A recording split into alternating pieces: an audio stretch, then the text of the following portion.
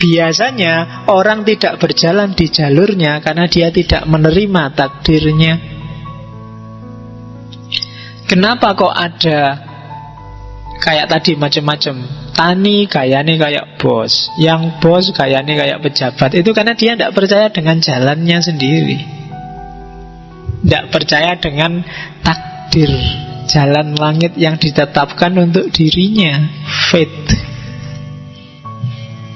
Jadi kehendak Tuhan. Tianmeng itu makna harafiahnya bisa kehendak Tuhan atau mandat dari Tuhan. Kamu jadi mahasiswa, jadi kakak, jadi anak, jadi saudara, jadi teman, itu sudah jalan yang digariskan oleh Allah, oleh Tuhan, oleh Tian, oleh langit.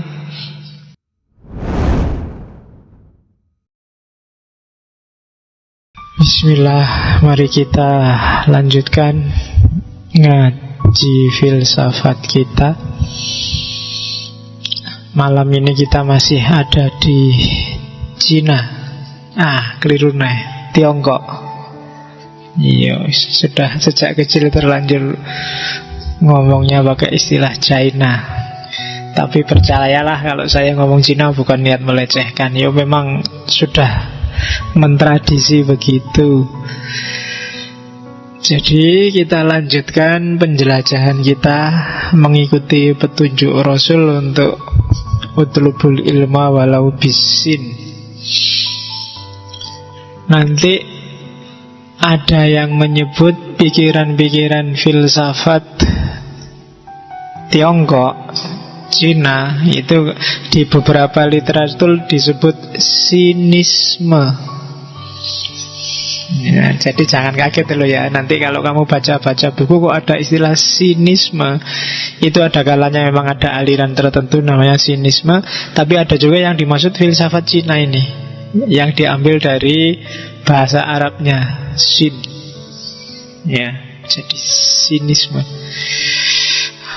Karena coba nanti kamu surfing-surfing, lihat beberapa literatur itu ada yang pakai istilah sinisme. Minggu lalu kita ketemu dengan Taoisme, malam ini kita akan ketemu Konfusianisme. Konfusianisme ini jauh lebih terkenal, jauh lebih dipakai orang, sampai hari ini masih hidup. Bahkan sebagai agama kan dia di Indonesia hari ini jadi agama resmi,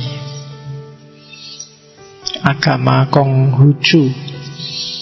Tapi kita nggak akan membahas ritual-ritual agamanya, karena kita akan fokus pada pikiran-pikiran filsafatnya yang cenderung berbau etik. Etik yang tidak metafisik, itu etiknya Konfusianisme. Jadi konkret, hidup tertib secara nyata dan harmonis, itu khasnya Konfusianisme. Teman-teman Tiongkok rata-rata filosofi hidupnya itu khas Konfusianisme. Jadi tidak terlalu metafisikal. Yang agak aneh-aneh metafisik itu yang minggu lalu, yang Taoisme. Jadi kalau nonton film ada vampir, ada jimat, ada, itu biasanya dari sisi Taoisme. Kalau Konfusianisme enggak. Jadi mikir dunia yang konkret. Makanya teman-teman kadang-kadang jauh lebih sukses hidupnya, karena filosofinya filosofi hidup di dunia. Kaya-kaya, nggak kayak orang Islam, orang Jawa, orang pribumi. Kalau anekdotnya dari gaya berdoanya aja kan kelihatan. Kalau kita kan berdoanya pasrah, cuma nunggu minta, nunggu dikasih. Kalau orang sana nggak cuma minta, tapi dipaksa, digoyang kalau doa kan gitu. Wah, ya Allah, ayo sampai rontok rezekinya. Kalau kita kan nunggu jatuh, kalau dia digoyang sampai jatuh semua. Nah, itu makanya kaya mereka. Malaikatnya yang di atas kaget semua, digoyang, ayo jatuhin, jatuh semua rezekinya. Kalau kamu kan pasrah, ya Allah rezekinya dong. Oke, itu Konfusianisme. Hidupnya mulai tahun 551 Cuma ini mungsret itu apa? Kalau dari segi angkanya sampai 479. Tapi sebelum Masehi, kalau pakai tahun Masehi. Karena teman-teman Tiongkok kan punya tahun baru sendiri. Sebentar lagi, mungkin seminggu lagi, tidak ada, lebih dikit, tahun baru Imlek. Karena memang kalau dihitung dari sisi, dan tahunnya jauh lebih besar daripada tahun Masehi, karena hidupnya memang jauh sebelum itu. Jadi Konfusius itu sebenarnya istilah Latin transliterasi dalam bahasa Latin dari Kung Fu Shu, atau ada yang baca Kung Fu She. Jadi itu jadi nama Konfusius itu sebenarnya nama transliterasian, bukan asli. Ini nanti akan bertaburan istilah-istilah dari bahasa sana, dan karena saya nggak ngerti bahasa sana, ya tak woco apa anane ya. Jadi mungkin ada yang ngerti, boleh diingatkan cara bacanya. Cuma sementara saya belum mendalami bahasa sana, hanya pikiran-pikirannya yang coba saya pahami. Nama aslinya bukan Kung Fu Shu itu. Nama aslinya adalah Zhongni, atau kadang-kadang dipanggil juga Kongzi. Kung itu nama keluarganya, nama marganya. Oke. Kalau artinya kadang-kadang diterjemah Konfusi atau Konfusu itu artinya Master Kung, Guru Kung. Dia dianggap guru paling besar dalam sejarah Tiongkok. Itu Konghucu. Kalau ada yang pernah baca 100 tokoh di buku Konfusius, Kungfusu ini kan orang nomor 5 paling berpengaruh di dunia. Nomor 1 Nabi Muhammad, nomor 2 Ishak Newton, ya kan Ishak itu kan dari bahasa sono, bahasa Arabnya Ishak. Loh iyalah, kamu bahasa sana, coba kamu tanya mereka ya, Ibrahim jadi Abraham, tapi kalau Ishak jadi Ishak, Ismail jadi Ismail, Daud jadi David, Sulaiman jadi Solomon, kalau di Jawa jadi Sulaiman. Nah, ya kan katanya begitu. Nah, jadi namanya memang Ishak Newton, orang nomor 2 paling besar. Nomor 3 Isa, kalau dalam bahasa barat Yesus. Nomor 4 Buddha. Nah, nomor 5 Konfusius. Jadi orang juara 5 paling berpengaruh di dunia. Ada beberapa tulisan yang mau ngecek apakah dia nabi atau bukan, ya monggo, terserah ijtihad masing-masing. Dari sisi pengaruh, ajaran, gaya, dan perilaku bisa jadi ya.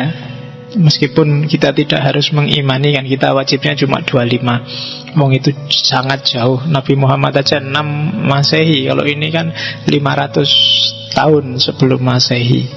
Dan kita tidak tahu ciri apa-apa era-era itu. Sokrates saja kan kita masih bingung, dia nabi beneran apa enggak. Jadi Konghucu hidupnya sebenarnya awalnya orang biasa-biasa dari keluarga militer, sempat juga jadi pejabat negara, tapi kemudian lebih enjoy jadi guru. Apalagi dari biografinya yang menarik, lancar-lancar saja, selain kekecewaannya terhadap perang, kekacauan sosial, chaos yang terjadi di saat dia hidup. Kebijaksanaannya luar biasa. Kalau ada waktu, carilah cerita-cerita hidupnya Konfusius, itu banyak. Kalau itu Islam mungkin dia bisa dianggap wali. Banyak cerita-cerita agak-agak karomah, agak gitu. Itu Konfusius. Apa ya yang bisa tak ingat dariku? Dia punya murid, misalnya dia punya murid namanya Yan Hui. Yan Hui ini murid kesayangannya. Satu ketika Yan Hui mau pulang kampung, pesannya Konfusius, ya pulang kampung aja, pesanku 2 ya, jangan berteduh di bawah pohon, Yang kedua, jangan sampai kamu bunuh orang. Itu kan heran Yan Hui, lu ngapain aku kok tiba-tiba bunuh orang itu? Kok tidak boleh berteduh di bawah pohon, ada apa? Oh, tidak ada listrik. Kalau ada listrik sih mending, mungkin khawatir kesetrum apa-apa. Tidak ada. Tapi ya wis, pokoknya karena gurunya yang ngomong, ya dia ikut aja. Sampai kemudian begitu dia jalan keluar hujan deras. Wah ini hujan, ini harus cari yup-yupan. Apa yup-yupan itu bahasa Indonesia nih? Iya, harus cari tempat berteduh. Iya. Dia nyari mau ke bawah pohon. Waduh, pesannya guru kok tidak boleh. Tapi ini ya milih bahasa aja deh daripada melanggar. Baru aja dia milih hujan-hujan, tiba-tiba petir keras sekali datang dan kena di pohon itu. Oh, berarti maksudnya tadi itu. Terus selanjutnya pulang ke rumah, lihat istrinya tidur sama orang lain, berdua gelap-gelap. Oh, ini kok istriku tidur berdua sama orang lain. Sudah marah dia, sudah nyabut pedang. Ingat gurunya, jangan sampai bunuh orang. Mungkin ini maksudnya. Begitu jendelanya dibuka, dilihat, oh ternyata saudaranya sendiri, iparnya sendiri, sama-sama perempuan. Ya. Loh, ya makanya aja ngamuan toh. Nek ngamuan itu mesti keliru. Dan pesennya gurunya kan gampang. Wah, terus dia pulang kampung langsung ngomong, guru sampean makrifat, apa-apa ngerti laduni mesti. Terus gurunya bilang, lu ndak, aku itu ya ndak sampai segitunya. Cuma aku ngerti ini mau hujan deras, dan dari cuacanya gelagatnya kok akan banyak petir. Kalau kamu di bawah pohon bahaya, maka tak ingetin jangan berteduh di bawah pohon. Dan kulihat kamu pulangnya kok bawa pedang. Kan biasa kalau kamu bawa pedang kan tak ingetin, hati-hati loh ya bawa pedang, jangan sampai bunuh orang. Jadi jawabannya simpel. Dan kadang-kadang kebijaksanaannya itu agak awalnya susah dipahami, tapi belakangan ya. Satu ketika Yan Hui ini pejabat. Satu ketika dia sidak, lihat pedagang sama penjual gegeran. Hitung-hitungan, pokoknya pedagang ini ngeyel. 8 kali 3 itu 23. Gegeran, terus Yan Hui datang, tak ingetin, salah, 8 kali 3 itu 24. Pedagangnya nesu, kamu ngerti apa? Kalau kamu Konfusius baru aku percaya. Loh iya, aku muridnya Konfusius, ayo tak ajak neng guruku, ditanyain. Ayo wis pokoknya taruhan ya. Katanya Yan Hui, kalau aku bener jabatanku tak kasih kamu. Nah, pedagangnya saking marahnya, terserahlah. Tapi kalau aku yang bener, jabatanmu kasih aku, kalau aku yang salah, penggal kepalaku. Oh, katanya pedagang itu 8 kali 3 24. Dia bilangnya 23. Begitu tanya Konfusius, guru berapa 8 kali 3? 23. Iya. Wah, mangkel ini si Yan Hui. Apa guru tua, mungkin pekun guru ini. Masa 8 kali 3 23. Tapi karena dia nggak berani bantah gurunya, ya manut aja. Akhirnya jabatannya dikasih, simbolnya topinya dikasih. Ya udah, kamu pergi. Begitu anunya pergi, marah-marah dia sama guru. Gimana sih guru, anak TK PAUD aja ngerti 8 kali 3 24. Masa 8 kali 3 23. Loh, ini urusannya bukan 23 apa 24. Kalau kamu disuruh milih kehilangan jabatan atau kehilangan nyawa, yang kamu pilih mana? Ya nyawa lah gulu. Lah iya, makanya itu tadi. Kalau kamu kalah kan cuma hilang jabatan. Tapi kalau dia yang kalah, nyawa satu yang hilang. Maka mending 8 kali 3 23, sing penting nyawanya selamat, kan gitu. Banyak cerita-cerita Konfusius yang gayanya kayak gini. Nanti kamu tinggal cari-cari. Cerita-cerita orang dulu itu kan memang luar biasa. Kebijaksanaannya tidak terduga. Oke, sejarah hidupnya silahkan dibaca, saya nggak perlu detail. Cuma dia pernah ngomong sendiri pengalaman batinnya di dunia ilmu. Dia bilang, pada umur 15 tahun aku siapkan hatiku untuk belajar. 15 tahun selanjutnya, pada usia 30 tahun aku merasa diriku sudah mapan. Pada umur 40 tahun, aku tidak punya keraguan lagi dalam diriku. Sudah mantep. Ilmunya sudah merasa, ya wis itu ndak mungkin berubah-ubah lagi. Saat umur 50 tahun, aku tahu wasiat surga. Kalau bahasa Islam mungkin makrifat, ngerti dunia langit. Sewaktu berumur 60 tahun, aku siap mendengar. Itu tafsirannya harus agak jelimet. Siap mendengar itu tidak gampang terpengaruh, sudah tidak bisa berubah-ubah lagi, sudah mengalami puncak, sudah established. Dan umur 70 tahun, aku bisa mengikuti keinginan hatiku tanpa harus mendahului kebenaran. Jadi sudah total kontrol terhadap dirinya. Sudah tidak kepingin jabatan lagi, sudah nggak tertarik lagi dengan dunia. Hatinya sudah arahnya tidak ke bawah tapi ke atas. Nah, itu penjelasannya sendiri tentang pengalaman batinnya dalam belajar. Kalau kalian mungkin sekarang umur-umur 20, harusnya sebentar lagi sudah mapan ilmunya, 30 tahun. Ya kan? Nanti umur 40, sebentar lagi saya 40, itu harus sudah mantep. 10 tahunnya makrifat. Nek iso. Nek ra iso ya piye meneh. Oke, itu perjalanan batinnya Konfusius. Dan jangan salah, Konfusius bilang, ajaran-ajaranku yang dianggap orang dahsyat itu sebenarnya bukan milikku. Aku cuma menyisir, jadi mengkoleksi khazanah-khazanah kuno, kitab-kitab kuno yang menurutnya penuh dengan wisdom. Jadi sumber ajarannya Konfusius itu ada 5 kitab. Itu kitab klasik, kitab kuno yang ada di Tiongkok klasik, yaitu kitab I Ching, kitab perubahan.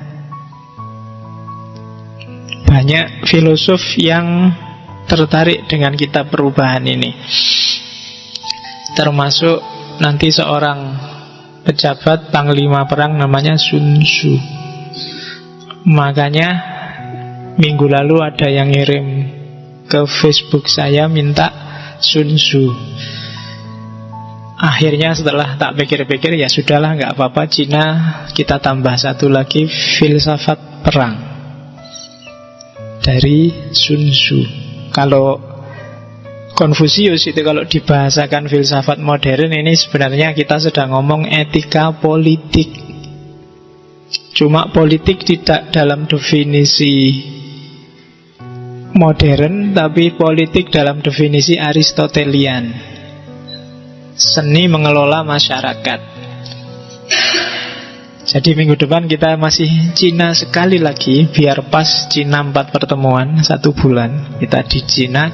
Cuma kita akhiri dengan Sun Tzu, falsafah perang. Ya sekali-sekali lah kita agak keras ngomong perang, biar nggak ngantuk tiap malam kelemak-kelemek.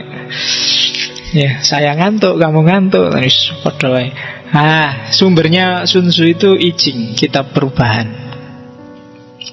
Kalau ada yang punya pandangan hidup ini adalah pertarungan, Sun Tzu bisa kamu pakai. Termasuk yang bisnismen, termasuk yang bertarung langsung dengan rival-rival, mungkin bidang pekerjaan tertentu, politikus, kamu butuh Sun Tzu, falsafah perang. Selain I Ching, sumbernya Konfusius yang kedua adalah kitab sejarah Su Jing.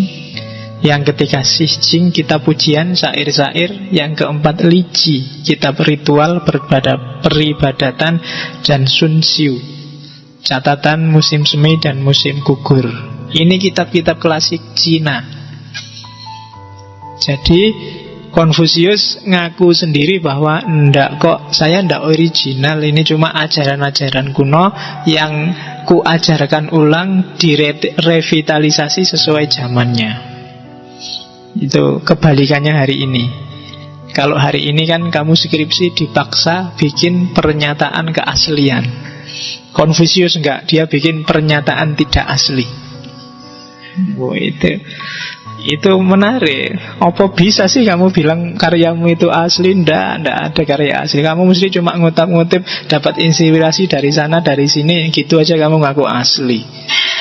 Kadang-kadang juga banyak yang cuma kamu pindah dari buku mana dan itu depannya kamu kasih pernyataan keaslian. Jadi ya mungkin besok kamu usul ke kampusmu, Pak, mau diganti aja bukan pernyataan keaslian, pernyataan tidak asli. Bahwa semua yang ada di sini itu sebelumnya juga pernah dipikir orang lain. Sudah nggak asli lagi. Hanya saja dikemas sesuai zaman sekarang, kan gitu. Kamu boleh bikin besok di skripsimu pernyataan tidak asli. Dengan ini saya menjelaskan yang ada di skripsi apa tesis saya itu tidak asli. Hanya saja saya kemas sesuai kepentinganku sendiri. Itu menurut saya lebih jujur daripada pernyataan keaslian. Itu wali aneh. Jadi kalau Konfusius, dia bukan menyatakan dirinya original, tapi justru dia mengatakan, enggak kok, saya cuma mewarisi kebajikan-kebajikan klasik. Kalau dalam bahasanya Hussein Nasr mungkin sains sakra, kebijaksanaan kuno yang oleh masyarakat Cina, oleh peradaban Cina klasik itu terkumpul dalam 5 kitab. Itulah nanti yang diceramahkan, yang diajarkan oleh Konfusius. Dan 5 kitab itu ajaran-ajarannya nanti ditulis oleh murid-muridnya, dibukukan oleh murid-muridnya, dan lahirlah 4 kitab yang jadi rujukannya para pemeluk Konfusianisme. Yang pertama judulnya Dasu, yang kedua Lunyu, bacanya misah ya, kalau disambung jadi Lunyu. Yo, kalau Lunyu licin. Oke, jadi yang keempat Zongyong, dan yang ketiga Zongyong, yang keempat Mencius. Mencius itu Mengzi, muridnya.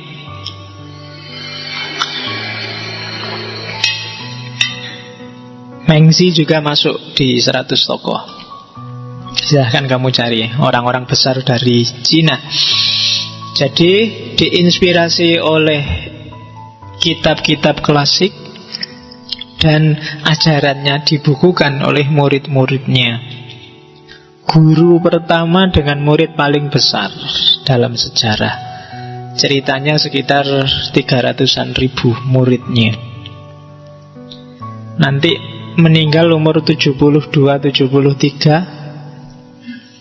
Meninggal, dia merasa meninggal bagi banyak orang meninggal dalam kondisi galau, karena dia meninggal setelah menyaksikan banyak murid-muridnya meninggal atau tewas duluan, karena situasinya memang situasi perang. Sempat jadi pejabat, kemudian mundur dan jadi guru. Kalau ada yang ingin nonton riwayat hidupnya saja, kan sudah ada filmnya itu kan, yang dibintangi oleh Chow Yun Fat. Ya, judulnya Konfusius. Ya, itu sejarahnya, tapi sudah di beberapa bagian didramatisir. Ya tidak apa-apa, kalau nggak didramatisir lah, nggak jadi film enak, jadi film dokumenter. Ya, yang main juga dicari yang bintang terkenal, yang cakep. Kalau disesuaikan sama wajah aslinya nggak menarik. Iya kan, orangnya jenggotnya panjang tua gitu, nggak seru. Harus dicari yang agak cakep. Lawan mainnya juga dicari yang cakep-cakep. Oke, sumber ajarannya itu. Oke, bismillah, kita masuk ke ajarannya sekarang. Jadi ajarannya Konfusius, seperti saya bilang tadi, masuknya ke etika politik. Cuma etika politik, politik itu kan dunia sosial. Kalau di Konfusius tidak semata-mata ngatur gimana masyarakat harus dikelola, diperlakukan, tapi politik akan stabil, dunia sosial akan harmonis, diawali dari individu per individu. Tidak ada gunanya masyarakat dibikinkan undang-undang, konstitusi, norma, aturan formal yang bagus kalau orang-orangnya, individu per individunya rusak. Maka yang harus digarap duluan adalah individunya. Jadi intinya Konfusius, meskipun itu etika politik, tapi pertama-tama harus setiap orang membangun dirinya, memberadabkan dirinya, harus sadar secara moral. Kalau enggak, secanggih apapun rekayasa sosial, rekayasa politik dilakukan, tidak akan bisa jalan. Meskipun ada KPK, ada Polri, ada undang-undang, ada konstitusi, tapi kalau orang-orangnya rusak, tidak ada gunanya aturan yang baik. Maka katanya Konfusius, garap dulu orangnya. Kalau orangnya baik, kadang-kadang aturan nggak terlalu bagus pun, atau bahkan nggak diatur pun, baik dengan sendirinya. Tapi ya, sebagus apapun aturan, kalau orang-orangnya sudah cacat, ya aturan itu jadi jembatan untuk menuju kecacatan. Itu prinsip utama etika politiknya Konfusius. Jadi kalau kamu punya cita-cita Indonesia ini bagus, membangunnya harus dari dirimu sendiri. Tidak usah cerewet sama orang lain. Kamu sendiri dulu sudah jadi warga negara yang baik belum? Kalau sudah, kamu sudah menyumbang sesuatu. Itu fokus ajarannya Konfusius. Jadi etika pertama diawali dari memberadabkan diri, self-cultivation. Kemudian jenis etikanya, kalau dulu saya lupa pertemuan keberapa itu kita ada sesi etika, tergolong virtue etik, etika kebajikan, yang diinspirasi oleh Socrates, Plato, dan Aristoteles. Jadi etika politik yang diawali dari pribadi-pribadi yang jenisnya adalah virtue etik. Nah, itu polanya Konfusius. Jadi jangan lupa, itu sawah kita hari ini berarti ada di etika politik. Etika politik itu levelnya lebih tinggi daripada sekedar ilmu politik. Di Indonesia hari ini, kamu tiap hari nonton TV, debat, ILK, debat, itu yang main adalah masih ilmu politik. Orang masih ribut dengan aturan, orang masih sibuk dengan mana sesuai konstitusi, mana tidak, mana melanggar aturan, mana tidak. Itu masih level formal. Di atas ilmu politik itu ada etika politik. Itu tidak sekedar ngomong mana sesuai aturan, mana konstitusional, mana enggak, tapi mana pantas, mana enggak pantas, mana baik, mana buruk, mana bajik, mana tidak. Nah, itu etika politik. Ya sudah banyak sih orang yang menyinggung-nyinggung etika politik, tapi dalam prakteknya kelihatannya di Indonesia masih belum jalan. Isine ndak karu-karuan kan. Kamu lihat TV itu bingung dewe kamu. Sekarang sing bener sing ndi? Yang dulu suka Jokowi sekarang mulai ragu-ragu. Yang dulu dianggap musuhnya Jokowi, loh kok sekarang gabung sama Jokowi. Lo bingung, ndak karu-karuan, ndak jelas sekarang mana hitam mana putih. Dan orang memainkan kepentingannya sendiri-sendiri, tidak peduli. Ya benar sih secara konstitusi, tapi kadang-kadang ndak melihat etika. Tidak melihat apa ya pantes ya aku gini, apa ya sudah seharusnya, seyogyanya, itu etika. Jadi kalau ada kalimat seyogyanya itu coraknya etik. Kalau seharusnya itu formal. Makanya kita yang ada di Jogja harusnya ya agak etikanya yang agak gitulah, karena kita seyogyanya. Kalau seharusnya itu wajib kan, seharusnya urusannya harus, tapi kalau seyogyanya kita harus lebih beradab dari yang lain. Oke, itu inti ajarannya Konfusius. Metodenya Konfusius itu kalau digambarkan kiai lah hari ini. Jadi cara berpikirnya tidak argumentatif, tidak pakai dalil-dalil rasional yang mendalam, tapi praktis. Kadang-kadang pakai kiasan, pakai sindiran, dan diulang-ulang. Nah, itu kiai kan gitu, orang ceramah kan gitu. Ya memang dia guru etik. Kalau nggak diulang-ulang ya mungkin orang akan lupa. Tidak perlu argumentatif, karena etik itu yang dibutuhkan ketika diceramahkan, persuasif. Gimana orang terdorong untuk ikut apa yang dikatakan. Itu yang dilakukan oleh Konfusius. Mirip kayak Sokrates, cuma kalau Sokrates argumentatif. Orang diajak mikir, diarahkan berpikirnya, terus pada akhirnya menyimpulkan. Kalau Konfusius enggak, ahli ceramah lah kalau hari ini. Jadi ngomong pakai retorika, diulang-ulang, itu kan jenisnya retorika. Gimana caranya orang ikut gagasan-gagasannya, persuasif. Tidak usah dipikir dalam, yang penting orang tertarik. Nah itu beberapa filsafat timur gayanya seperti ini. Orang wow dulu, dibikin terpesona dulu. Wah indah sekali ya, bagus sekali ya. Kalau sudah kayak gitu, tidak usah mikir, tidak usah cari dalil bagus-bagus. Bikin terpesona dulu, dia akan ikut apa yang kamu katakan. Cari retorika yang bagus, orang akan ikut.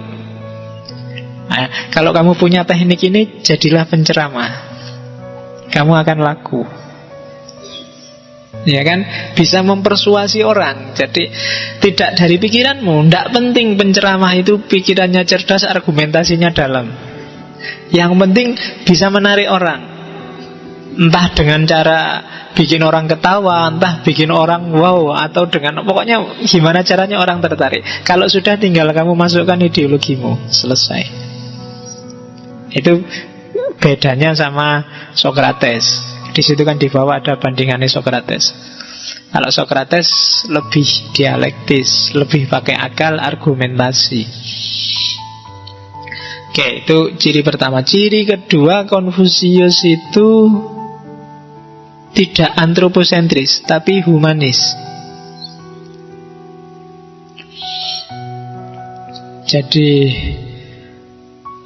kalau antroposentris terlalu manusia. Kalau humanis itu memihak manusia, tapi tidak segalanya, sisi-sisi kemanusiaannya saja. Itu humanis. Ada sisi-sisi dari manusia yang dianggap negatif, dianggap tidak bagus, dianggap jelek, itu harus disisihkan. Itu bedanya antroposentrisme sama humanisme. Kalau antroposentrisme, semua yang di manusia harus diberdayakan. Manusia adalah rajanya. Itu antroposentrisme. Tapi kalau humanisme, yang dibela dan diperjuangkan hanya sisi-sisi kemanusiaannya. Dan jangan salah, banyak filosof barat yang terpengaruh oleh ajaran-ajaran Konfusius. Yang paling terkenal dipengaruhi Konfusius adalah Voltaire. Dulu kita pernah ngaji Voltaire. Itu bau Konfusiusnya sangat menyengat. Kalau dari Voltaire. Atau Revolusi Perancis, yang punya 3 prinsip itu kan, persaudaraan, kesetaraan, kebebasan. Itu pengaruh Konfusius. Deklarasi of Independence-nya Amerika, katanya Thomas Jefferson, tokoh yang ngarang, itu sebenarnya banyak dipengaruhi oleh Konfusius. Hari ini Konfusianisme termasuk Konghucu banyak hidup di daerah Asia Timur, Singapura, Vietnam, Indonesia meskipun termasuk minoritas, Taiwan, Tiongkok, daerah-daerah Asia Timur termasuk Jepang. Jadi hidup di sana. Dan di negara-negara ini nanti tanggal meninggalnya Konfusius 28 September itu hari libur nasional, diperingati sebagai hari pendidikan. Jadi hari guru, kok hari pendidikan? Ya hari guru sama. Jadi hari guru, libur nasional, hari kematiannya Konfusius 28 September. Kalau kita hari gurunya tanggal berapa? 23 apa? November. Itu momennya apa? Nggak tahu ya. Nggak ngerti, saya juga nggak ngerti hari guru itu tanggal berapa. Kalau hari dosen ada nggak? Kamu bikin sendirilah, hari mahasiswa itu libur di kampusnya pokoknya. Ya enggak apa-apa kan. Enaknya kan gitu. Setiap momen kan ada harinya.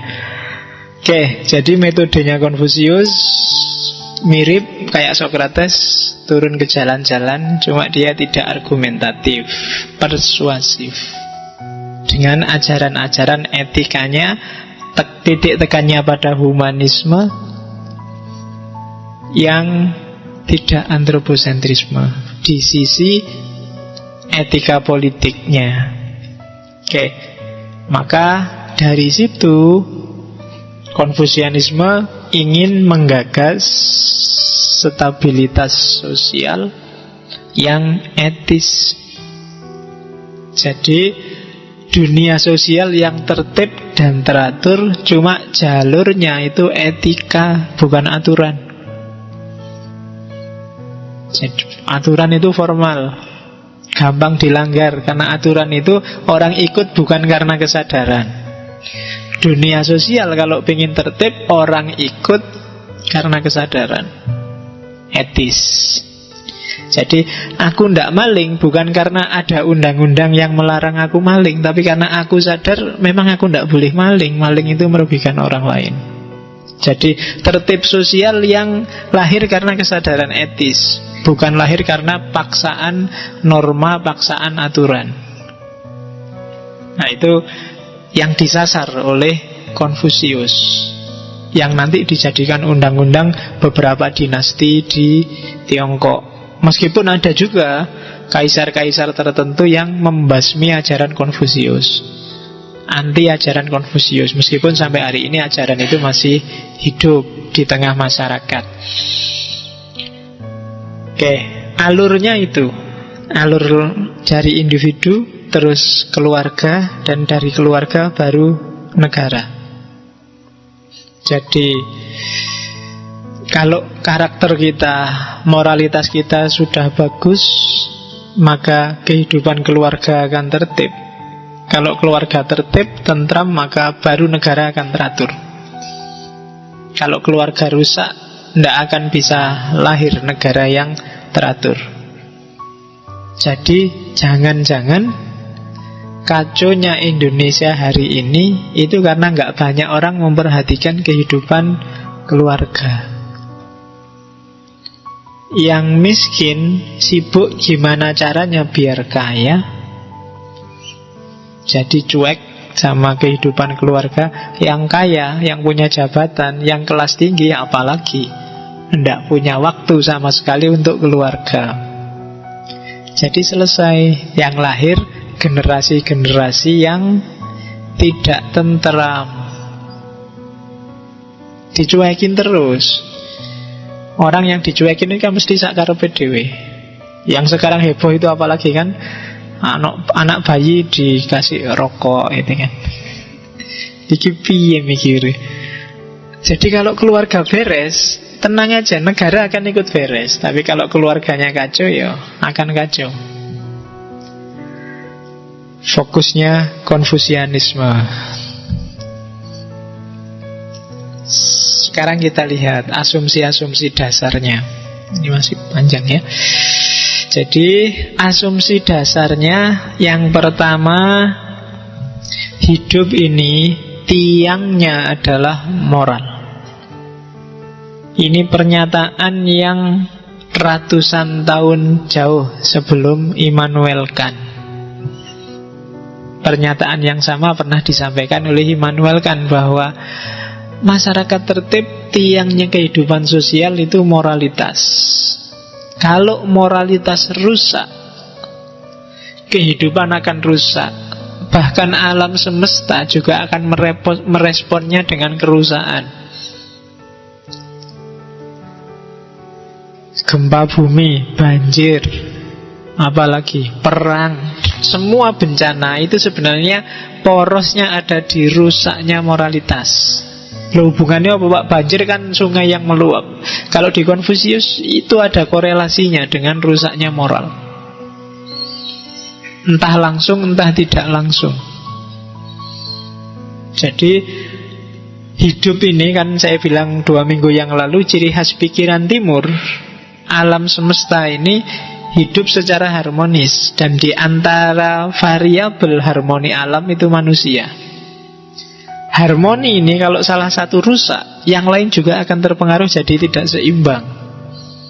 Karena terbukti jelas manusianya sekarang banyak yang rusak, yuk timbal baliknya alam juga meresponnya secara negatif. Maka lahir bencana-bencana. Kenapa? Harmoninya sudah rusak. Yang merusak siapa? Manusia. Jadi kalau dicermati mungkin pakai fisika, pakai biologi, pakai, nanti akan kelihatan di mana intervensi manusia yang merusak harmoni. Ya mungkin antara gempa dengan moralmu nggak ada korelasinya, tapi kalau dihubung-hubungkan nanti nyambung loh. Nah itu pandangan timur, termasuk Konfusius. Maka hampir semua filosof timur itu arahnya perbaikan moralitas. Hidup yang benar dulu, baru mikir yang lain. Yang kedua, itu yang pertama, asumsi yang nanti diadopsi oleh Rousseau dan kawan-kawan, bahwa manusia itu hakikatnya adalah baik. Jadi tidak ada orang jahat.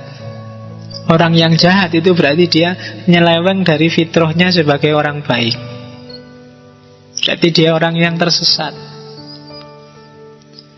Itu orang yang jelek itu berarti dia sedang keluar dari karakter alamiahnya. Orang itu secara natural baik kok. Maka harus disadarkan terus, diajarkan terus kehidupan yang baik, biar hidup ini jadi tertib, teratur. Jangan sampai sesat. Dia harus disadarkan terus. Jadi asumsi kedua tentang baiknya manusia. Jadi tidak ada orang salah, tidak ada orang jahat, yang ada orang tersesat. Ya kalau orang sesat jangan dimarahi, jangan dicaci maki. Hari ini kan banyak orang yang dianggap sesat terus dimarah-marahi, dicaci maki. Ada yang sampai dipukuli, dikejar-kejar. Loh, orang tersesat kok malah dimarahin. Seandainya kamu jalan-jalan kemana terus kesasar, kok malah diseneni? Mau kemana mas? Mau ke Surabaya. Lu sampean ke Surabaya kok jalannya ke barat, kurang ajar, sampean sesat. Masuk gitu. Ya kan? Hari ini kan banyak yang kayak gitu, dianggap sesat dan dicaci maki. Dulu mosok menghadapi yang sesat kok gitu. Dan kamu yang disesatkan juga mbok yo jangan marah. Wong kamu itu kan orang kadang-kadang kan kamu marah. Wah, kamu adalah orang yang sesat. Terus kamu marah-marah, kurang ajar menyesatkan aku. Loh, enggak, kalau ada orang bilang gitu ya, kalau memang kamu merasa enggak sesat ya tinggal bilang, enggak kok saya enggak sesat, saya yakin jalanku benar, ya jalan aja. Tapi kalau benar, oh iya matur nuwun sudah diingatkan. Coba tak ceknya lagi petaku, jangan-jangan memang saya salah, kan gitu. Tapi kan kamu balasnya juga sama-sama marah. Jadi ada orang sesat yang ngingetin sambil marah-marah, yang diingetin juga marah-marah. Itu terus jadinya tawuran. Hari ini kan sering gitu kan, antar aliran, antar kelompok. Jadi ada orang sesat kok dimarahi, dilempari batu, dipukuli. Lu Kan malah kasihan. Kita kan harusnya kasihan kan kalau ada orang sesat. Kasihan ya dia sesat, keliru. Ini harus cepet-cepet diingetin, dibantu. Kalau hari ini dicaci maki, kebalikannya. Maka katanya Konfusius, jangan gitulah. Setiap orang itu baik, tidak ada orang jahat, tidak ada orang rusak, yang ada orang sesat. Kalau memang sesat ya kita ingatkan jalannya biar tidak sesat lagi. Dan yang diingatkan juga jangan marah-marah. Kalau merasa yang ingetin yang keliru ya tinggal dibalikkan aja. Menurut saya yang benar, sampai yang keliru wong peta saya ini, dan selesai. Tidak perlu tawuran lagi. Terus yang ketiga, asumsinya katanya Konfusius, orang itu tidak butuh juru selamat, tapi yang dibutuhkan adalah guru yang menyelamatkan, guru yang mengingatkan, guru yang moralitasnya tinggi, yang tidak cuma ngomong tapi bisa ngasih teladan. Itu cirinya. Kalau kalian cari guru, jangan cuma yang pintar ngomong, pintar ceramah. Cari guru yang berbudi. Kalau bahasanya Konfusius, berbudi itu bisa mempraktekkan apa yang diajarkan dan bisa mengajarkan apa yang dipraktekkan. Nah, itu baru layak dijadikan guru. Baru orang yang bisa nuntun, bisa membereskan moralitasmu. Kalau ngingetin kamu jalan ke Jakarta, dia harus pernah ke Jakarta. Itu baru layak dijadikan guru. Nggak cuma ngomong. Tiap hari nasihati orang, kita harus sabar. Dia sendiri marah-marah. Pernah kan kayak gitu? Kita harus sabar. Itu kok ngantuk? Ini melecehkan sekali. Saya ngomong kamu ngantuk. Padahal temanya sabar. Ceramah sambil marah-marah. Ya kan? Allah itu maha penyayang. Kita harus menyayangi sesama. Begitu mic-nya benging, wing, tukang mic-nya dibuanting, dipeting.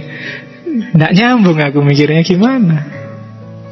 Tidak bisa dijadikan guru, tidak bisa mempraktekkan yang dikatakan dan mengatakan yang dia praktekkan. Itu ciri guru. Yang selanjutnya,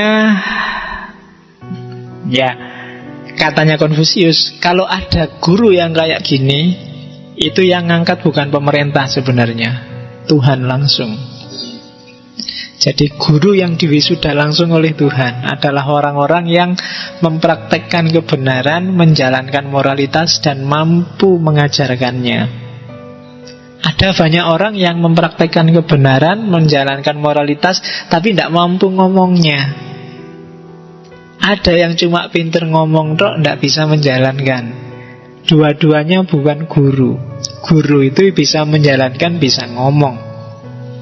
Dan orang yang bisa kayak gini, itu yang mewisuda bukan pemerintah, tapi Tuhan langsung.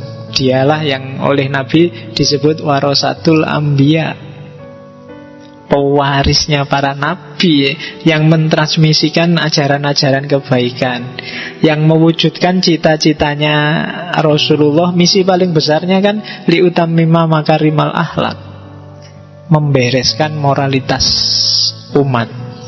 Nah, itu tujuannya sama kayak Konfusius. Makanya ada yang tanya, jangan-jangan Konfusius itu nabi. Yo, kamu teliti sendiri aja. Oke. Cuma jangan cari di Quran. Zaman Konfusius itu sudah berarti 5 abad tambah 6 abad, 5 tambah 6, 11 abad sebelum Nabi Muhammad.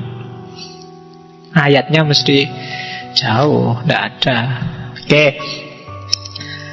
Ajaran-ajaran utamanya secara umum itu. Nanti kalau kamu baca di kitab-kitabnya atau ulasannya orang-orang di buku-buku, banyak yang ngomong ajaran Konfusianisme itu cara mentipologikan macam-macam. Tapi secara umum menyangkut itu. Yang pertama, Zhengming, reification of names, meluruskan nama-nama. Ini kayak ganti jeneng kalau di Jawa, tapi bukan itu maksudnya. Yang kedua yi, kebajikan. Yang ketiga ren, kemanusiaan. Kemanusiaan isinya 3. Yang pertama zong. Zong itu hati nurani pada orang lain. Empati, itu zong. Kalau di Antv, zong itu kan alamat kamu gak dapat apa-apa. Tapi kalau di Konfusius, dengan zong berarti hati nuranimu bagus. Kamu punya empati pada orang lain, itu berarti kamu punya zong. Yang kedua si, dan yang ketiga xiao. Jadi kalau si itu mementingkan orang lain, dirinya sendiri nanti saja nggak apa-apa. Kalau xiao itu menghormati, menghargai orang lain. Yang keempat li. Li itu ubudiyah, ibadah. Yang kelima tianming. Tianming itu takdir, jalan langit, perintah langit. Jadi pokok-pokok ajaran moralitasnya Konfusius itu ada 5. Yang pertama reification of names. Yang kedua kebajikan. Yang ketiga kemanusiaan. Yang keempat prosedur ritual ibadah. Dan yang kelima takdir. Ini kayak rukun imannya Konfusius. Jadi hidup kita harus jelas, reification of name, identifikasi diri. Kita juga harus baik hati. Kita juga harus manusiawi. Kita harus menyembah, pasrah pada Yang Maha Kuasa, li. Dan yang kelima fate, takdir. Kita lihat ya satu-satu. Zhengming, reification of name. Ini teori terkenal sekali dari Konfusius, menegakkan nama. Jadi ini kayak Aristoteles, principle of identity. Kalau di sabdanya Konfusius bilangnya, biarkan penguasa adalah penguasa, menteri adalah menteri, bapak adalah bapak, dan anak adalah anak. Itulah reification of names. Maksudnya apa? Berperilakulah sesuai identitasmu, sesuai kedudukanmu. Kalau sepak bola, yang kiper ya jadilah kiper, yang back ya jadilah back, yang striker jadilah striker. Kalau kacau, kamu akan kalah sepak bolamu. Kan gitu. Yang mahasiswa ya jadilah mahasiswa yang baik, yang dosen jadilah dosen yang baik, yang tani jadilah tani yang baik. Sekarang kan campur, tidak karu-karuan. Makanya Indonesia ini bingung. Yang pengusaha jadi wakil rakyat, yang pengacara jadi komentator, ya kan? Yang artis jadi politikus. Ya, jadi tidak karu-karuan, tidak jelas karepe apa. Ya tatanan sosial mesti rusak, tidak karu-karuan. Kalau mahasiswa sudah gaya jadi dosen, oh itu alamat sudah, ya kan? Atau kebalikannya, dosen gaya jadi mahasiswa, wah itu apalagi. Tidak sesuai fungsi dan kedudukannya, akan jadi masalah secara sosial. Kadang-kadang jangankan yang itu, yang paling dasar aja kadang-kadang kamu tidak bisa identifikasi. Misalnya, kamu itu cowok apa cewek sih? Loh, kadang-kadang keliru loh orang-orang itu. Sekarang yang cowok itu ngalah-ngalahi cewek, make up-annya, lamanya mandi, dandannya, sekarang luar biasa. Gaya ngomongnya juga kadang-kadang kulitnya ngalang-alai cewek lembutnya. Ya, lu ndak jelas. Yang ceweknya tegas luar biasa, yang cowoknya malah kelemak-kelemek. Ndak jelas. Ini sumber kekacauan sosial pasti. Yang tani ya tetap aja jadi tani. Lakukan sebaik-baiknya sebagai seorang petani. Yang guru, jadilah guru. Lakukan sebaik-baiknya seperti seorang guru. Itulah reification of names. Yang kakak, jadilah kakak yang baik. Yang adik, jadilah adik yang baik. Yang menteri, jadilah menteri. Yang bapak, jadilah bapak.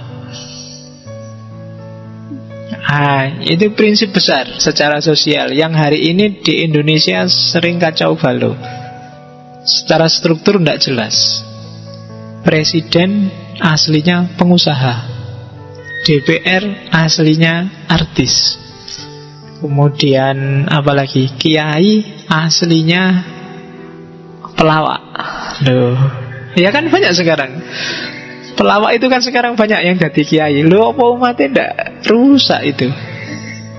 Kalau ndagel sih enak, tapi isinya apa terus ngasih tahu masyarakat? Wong tugasnya ulama itu membagi ilmunya pada masyarakat, bukan dagelannya. Itu kan yang bikin kacau hari ini. Tontonan jadi tuntunan, tuntunan jadi tontonan. Kan sering ngomong kayak gitu. Itu sumber rusak sudah. Itu kayak kiper tapi pengen terkenal maju jadi striker.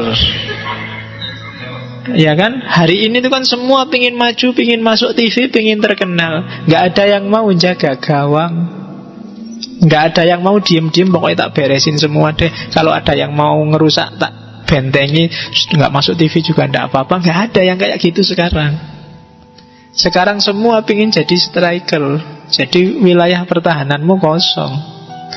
Akhirnya dibantailah kamu 4-0.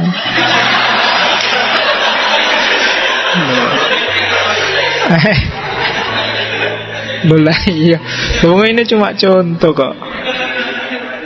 Jadi sejago-jagomu meskipun pemain terbaik dunia, kalau nggak ngerti posisimu, ya rusak permainannya. Jadi itulah reification of names. Identifikasi dirimu, siapa kamu, dan bermainlah di posisimu. Yang bapak, mainlah jadi bapak. Yang anak, mainlah jadi anak. Kadang-kadang kamu sudah mahasiswa, merasa pinter kuliah, begitu pulang kan kamu mainnya kayak bapak. Wah, bapaknya ngasih tahu bapak nggak ngerti apa-apa. Bapak di rumah cuma kerja di sawah. Saya ngaji filsafat sampai sekian puluh kali, Pak. Mantep temen.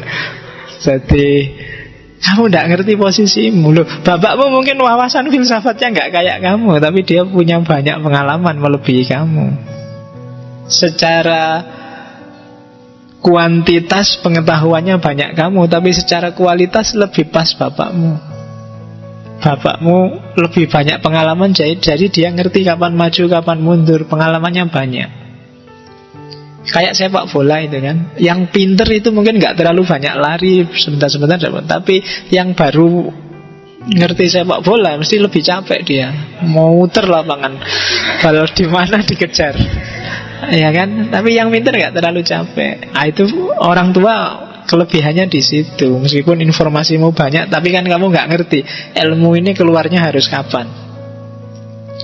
Jadi Zhengming, prinsip pertama, identifikasi diri, tegakkan nama, tegakkan identitasmu. Kalau kamu mahasiswa, jadilah mahasiswa yang baik dan semua orang ngakui bahwa ya kamu mahasiswa yang baik. Kalau kamu jadi teman, berlakulah jadi teman yang baik, dan temanmu juga ngakui kamu memang teman yang baik. Kamu jadi mahasiswa yang baik, dan dosenmu ngakui kamu memang mahasiswa yang baik. Itu penegakan nama. total dalam segala status yang kamu miliki. Yang jadi takmir yang baik. Yang jadi apalagi bisnis, yang dagang, yang kuliah, yang aktivis, jadilah aktivis yang baik dengan segala cirinya. Ya kalau saya tidak tahu aktivis yang baik itu yang kayak gimana. Yang total, Pak, saya total sekali Pak aktivisnya Pak, sampai kuliahnya tak cuekin, tidak lulus sampai semester 14. Nah, itu. Yo, kamu bukan mahasiswa yang baik, tapi aktivis yang baik. Jadi reification of names. Terus kebajikan. Ini gede anunya ya, tak kecilin. Kebajikan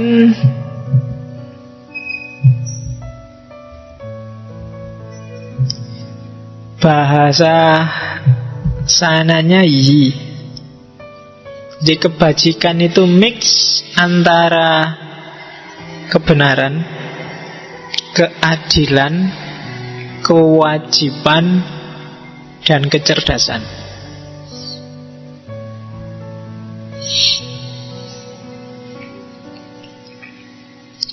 Jadi kebajikan itu kamu menjalani hidupmu dengan dasar kebenaran, keadilan, kewajiban, dan kepantasan.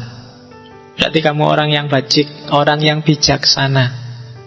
Syaratnya cuma satu, kacana Konfusius, tanpa pamrih. Pamrihnya ya hanya karena ingin menegakkan kebenaran, keadilan, kewajiban, dan kepantasan. Di luar itu enggak. Kok kamu rajin sekali ya? Alasannya apa? Tidak ada alasan. Karena rajin itu memang bagus. Kok kamu murah hati sekali ya? Kenapa kok kamu bisa begitu? Tidak ada kenapanya. Karena murah hati itu memang bagus, memang baik.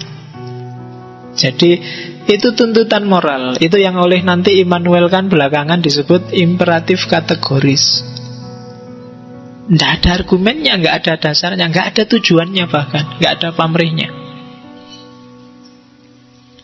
Jadi kebajikan adalah ketika kamu menegakkan kebenaran, keadilan, kewajiban, kepantasan tanpa pamrih, baru disebut orang baik. Tapi kalau ada pamrihnya, enggak. Kok kamu mau-maunya sih ngaji terus-terusan di masjid? Alasannya apa? Tidak ada alasannya, karena ngaji itu baik. Banyak yang ngomentari saya, Pak Faiz kok mau sih tiap minggu nih masjid? Pun tidak capek? Pun tidak ngantuk? Ya capek. Ada tujuan apa sih? Tidak ada. Karena menurutku baik ngaji ini, maka aku mau ngaji. Bukan karena tehnya. Itu loh. Atau yang selain itu, bukan karena daripada nganggur. Itu berarti ada pamrihnya. Pamrihnya kan ngisi waktu lowongmu.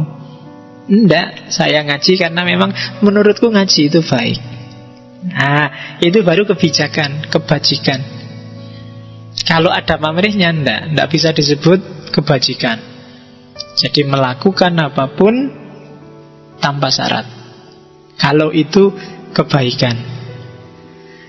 Wah, kamu kok baik hati sekali padaku ya? Ada pamrih apa? Enggak, karena baik hati itu baik. Baik hati itu bagus, maka aku baik padamu. Kamu enggak usah GR. Gitu loh. Kamu enggak usah mikir aneh-aneh. Ya karena baik itu.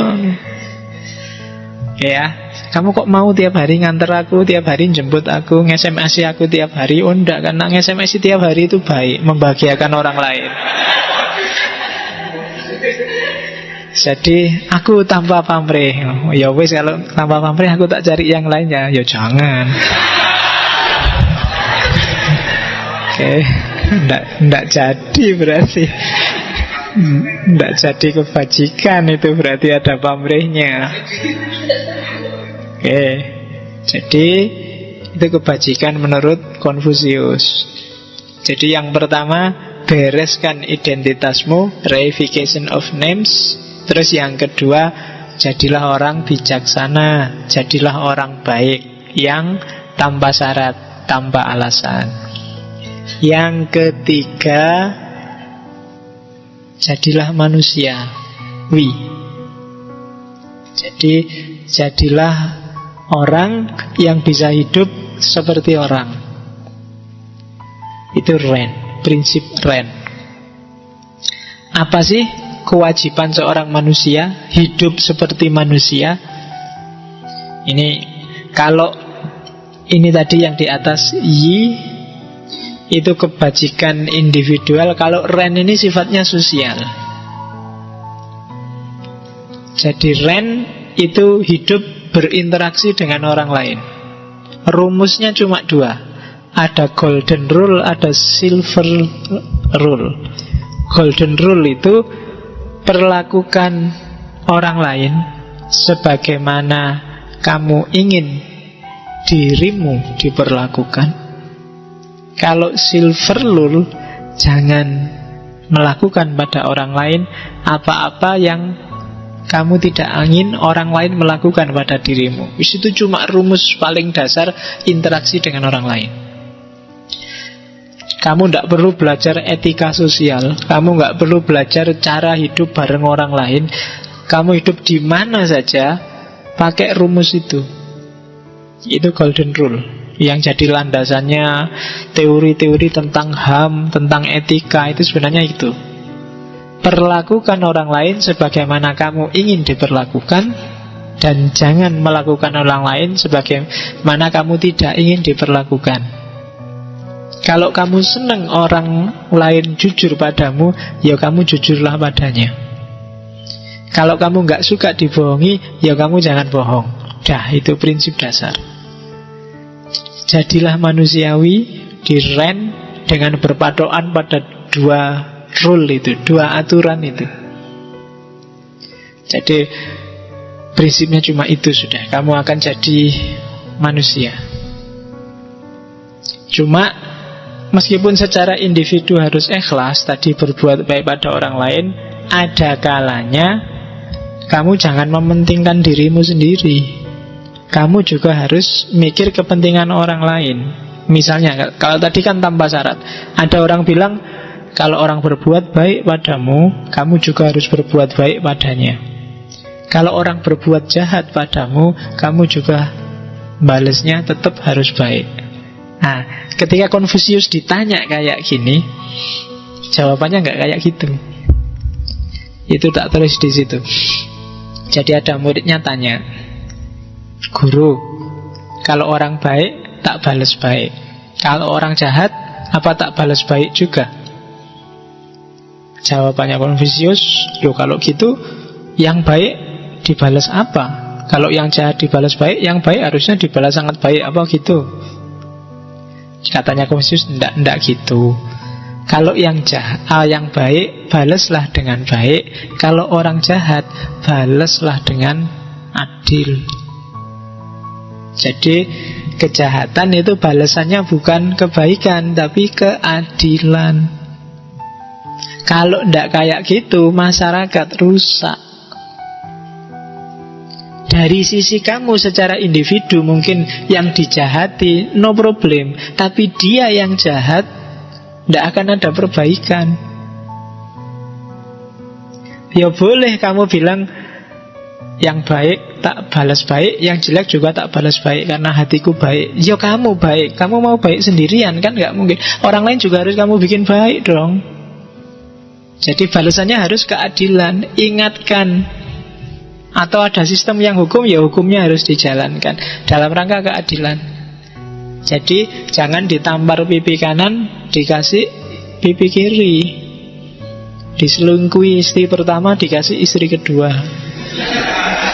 Nggak bisa gitu loh. Jadi kalau kayak gitu, dunia akan rusak secara sosial. Secara individual mungkin bagus, tapi secara sosial tidak akan ada ketentraman kalau kayak gitu. Maka yang jahat bukan dibalas jahat, tapi dibalas adil. Itu demi stabilitas sosial. Kita kan sering kayak gitu. Ada orang bilang, kamu diomongin jelek tuh sama temanmu, biar aja ngomong jelek. Yang penting kalau dia ngomong jelek terus, pahalanya dia dikasih aku, dosaku dikasih ke dia. Kan kamu sering gitu kan prinsipnya. Loh, kalau kayak gini nggak ada perbaikan dong. Kamu berarti nggak sayang sama temanmu dong. Katanya kamu orang baik. Harusnya kamu bikin gimana caranya sejauh kemampuanmu temanmu yang keliru itu jadi benar, yang jelek jadi bagus. Baru dengan cara gini dunia sosial akan tertib. Lah kalau yang dizolimi cuek terus semua, yang jahat jahat terus, dan dunia gak akan stabil. Maka kebaikan balaslah dengan kebaikan, kejahatan balaslah dengan keadilan. Ya keadilan itu nanti ada sistemnya sendirilah. Bisa undang-undang, bisa etika.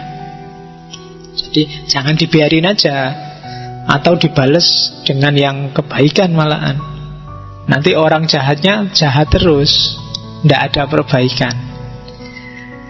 Oke, makanya kan Nabi bilangnya unsur ahoka zoliman au mazluman. Kalau yang mazluman jelas, tapi yang zolim gimana menolongnya? Bukan kok terus dikasih hadiah, tapi yang zolim itu dihindarkan biar dia tidak zalim lagi. Itulah keadilan namanya. Oke, jadi ajaran kedua, Ren. Ajaran ketiga, Li. Li itu peribadatan yang berkembang jadi kesusilaan. Li itu kalau awalnya sebelum Konfusius itu persembahan, korban. Jadi ini ritual yang di semua agama di mana-mana selalu ada persembahan. Yang di Islam terus jadi korban. Kalau di Konfusius, jadi makna dari Li, iya sih dia ritual, cuma ditambahi lagi. Ritual itu sebenarnya nggak sekedar ritual, tapi dia simbol dari kepasrahan dan kepatuhan. Nah, di dunia sosial, kepatuhan ini berarti kepatuhan terhadap moralitas, patuh terhadap norma-norma yang berkembang di masyarakat. Jadi jadilah kamu orang baik, orang bijaksana, yang manusiawi, yang punya kesopanan. Jadi itu 3 prinsip awal. Li dan Ren itu biasanya jadi satu. Li dan Ren itu, yang Li itu yang individual, Li itu ruhnya, Ren itu ekspresi keluarnya. Kayak lahir dan batin.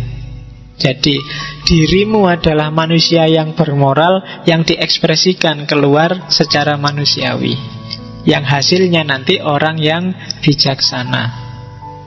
Nah itu nyawanya Konfusianisme. Terus Zi. Kalau Zi artinya kearifan. Kearifan atau kebijaksanaan yang gabungan dari kecerdasan dan kepandaian. Caranya jadi orang bijaksana itu yang di bawah itu pepatah-pepatah dari Konfusius. Jadi kalau kamu melihat orang yang bijaksana, berusahalah menyamainya. Tapi kalau kamu lihat orang tidak bijaksana, ya jangan disamai. Nanti kamu jadi tidak bijaksana juga. Periksalah dirimu sendiri. Jangan-jangan kamu juga sebenarnya kayak dia, tidak bijaksana. Jadi kalau ada orang bijaksana, kamu dekati dia dan kamu samai kebijaksanaannya. Kalau ditembang itu wong kang soleh kumpulono, biar kamu bisa niru. Jadi pelajaran paling gampang itu niru. Kalau kamu susah, gimana sih Pak jadi orang baik itu? Carilah orang baik dan tirulah. Simple. Nah, kalau gitu kita nggak bisa dapat pelajaran Pak dari orang yang tidak baik. Bisa. Kalau kamu punya teman tidak baik, belajarlah dari dia untuk biar dirimu nggak kayak gitu. Jadi periksalah dirimu. Punya teman satu utangan lagi, misalnya, aku nggak usah kayak gitulah, gitu loh. Yang satu, wah temanku yang ini rajin sekali baca buku, harusnya aku kayak dia, tak tirulah. Kalau kamu sudah bisa kayak gini, kamu termasuk juga orang yang bijaksana. Jadi kalau lihatnya yang jelek-jelek, ndak kesusu marah-marah, ndak kesusu menyesat-nyesatkan. Menurutku yang kayak gitu keliru, aku ndak akan kayak gitu deh. Itu orang bijaksana. Wah itu luar biasa bagus, gimana ya caranya aku bisa kayak gitu. Itu kebijaksanaan. Terus yang kedua, orang bijaksana itu bila kamu melakukan kesalahan, jangan takut untuk memperbaiki. Jangan gengsi. Nggak sekedar minta maaf loh ya, nggak sekedar ngaku salah, tapi apa? Diperbaiki. Itu baru orang yang bijaksana. Nggak ada gunanya kamu bolak-balik salah minta maaf, salah minta maaf. Lama-lama orang nggak percaya. Mesti keliru lagi, mesti salah lagi, mesti minta maaf lagi. Nggak, orang bijaksana itu kalau keliru, kalau salah, dia berusaha memperbaiki. Itu orang bijaksana. Ciri selanjutnya, ciri yang ketiga, orang bijaksana itu kalau tahu, yo gayanya kayak orang yang tahu. Kalau tidak tahu, gayanya seperti orang yang tidak tahu. Sekarang kan banyak kebolak-balik. Yang pinter karena khawatir diganggu, ditanyai macam-macam, direpoti, pura-pura nggak ngerti aja deh.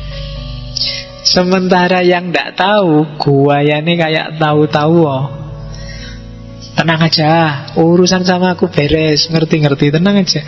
Itu dia nggak tahu kalau dia nggak tahu. Itu sumber kekacauan sudah. Di Indonesia hari ini coba dilihat komentator-komentator yang diwawancara di TV. Itu kan pernah nggak ada yang diwawancara di TV? Menurut Bapak gimana problem ini? Ada nggak yang bilang, wah mohon maaf ya, saya nggak tahu itu, ilmuku terbatas ya kan. Nggak ada kan yang kayak gitu. Mesti semua berusaha untuk pingin jawab, pingin komentar. Itu yang bikin rusak. Karena yang nggak tahu nggak gaya kayak nggak tahu. Yang tahu pura-pura nggak tahu.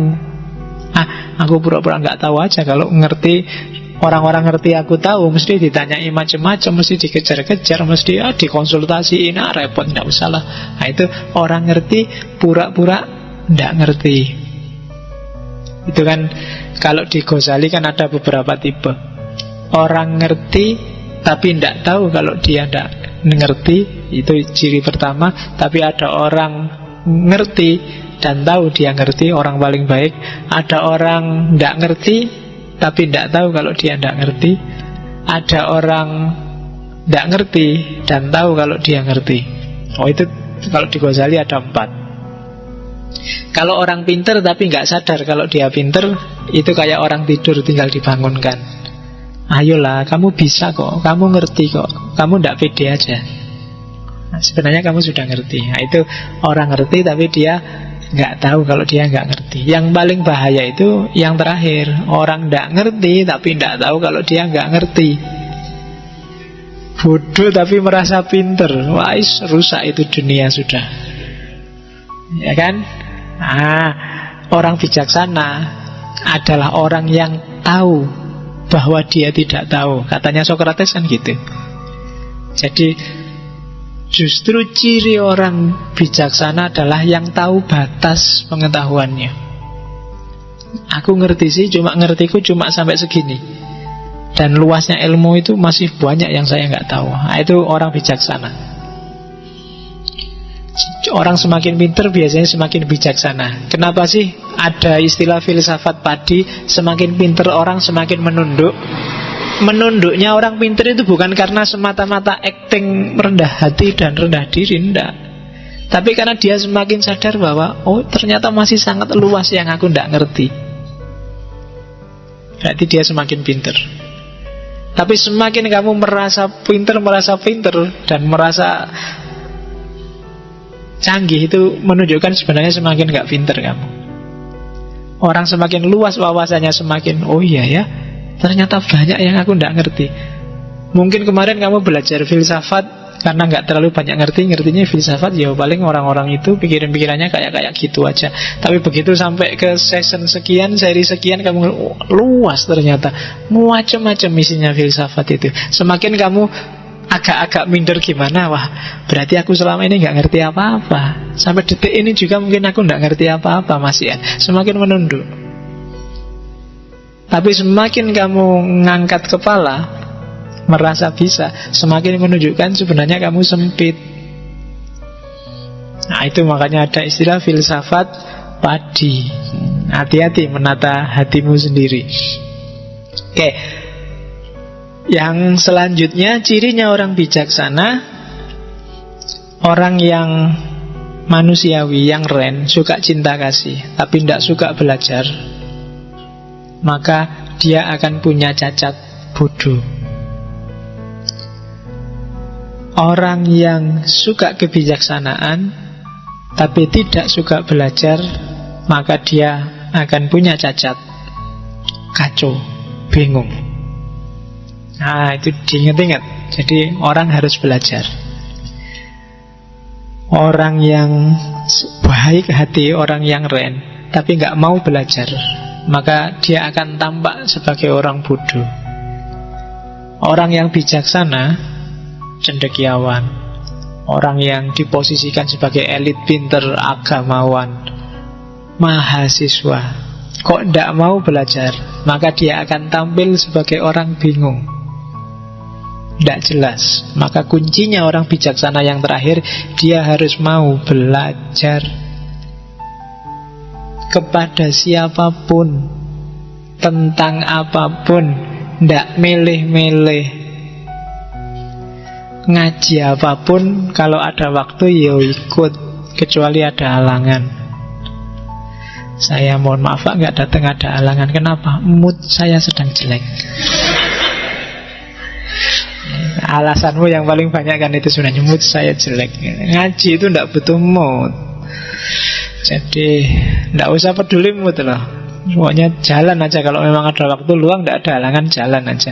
Itu kebijaksanaan. Selanjutnya, layak dipercaya. Itu kuncinya. Kamu harus tampil sebagai orang yang sidik, bisa dipercaya. Kalau enggak, apalagi tidak ada orang yang bisa dipercaya di tengah masyarakat, masyarakat akan rusak.